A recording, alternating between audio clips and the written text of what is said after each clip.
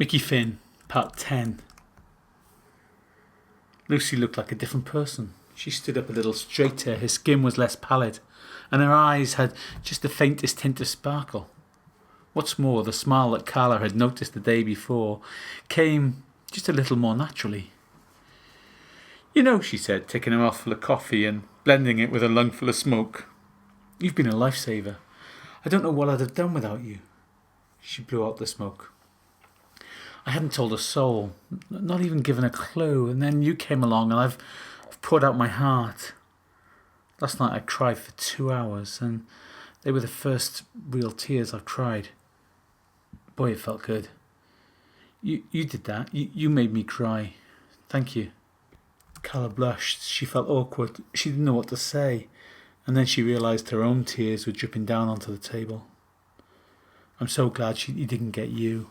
No one can imagine. No matter how hard you try, you can't imagine what it feels like.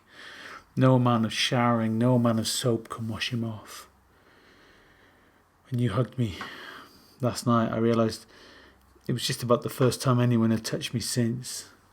Lucy bowed her head. Carla wiped her tears and mascara away with her finger, leaving a smudge on her face. A seagull came close to them, pecking at discarded pieces of pastry. They sat in silence for a while, just the three of them, 2 smoking, 1 eating croissant. "He wore a condom," Lucy said from nowhere. "I thought it was to protect me, but it was to protect himself, wasn't it?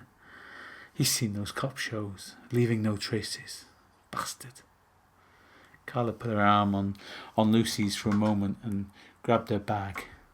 "Let me show you what I've got," Carla said, getting out a folder. Lucy winced when she saw Mickey's face. "He's the brother of the owner of the club," Carla told Lucy. She told her all about the meeting with Matt. "Jesus, you're brave," said Lucy. "Stupid," said Carla. "Whatever. Thank you." "And," Carla said, brushing off the gratitude, "look." She showed Lucy the Twitter message. Tears formed in Lucy's eyes again. "Jesus, now I've started the waterworks, I just can't stop them." She tried to laugh. "I hoped I was the only one. The poor girl." Again they sat in silence, but words weren't needed. Carla reflected that they'd only known each other for 3 days, but they felt like best friends. The seagull moved off, looking for more scraps to feast on. They both reached for their cigarettes at the same time, like a pair of synchronized swimmers in the pool. They laughed as they lit up. Lucy took a long drag, and then as she exhaled, she said, "I will go to the police, but give me time. Give me time." Carla nodded and smiled.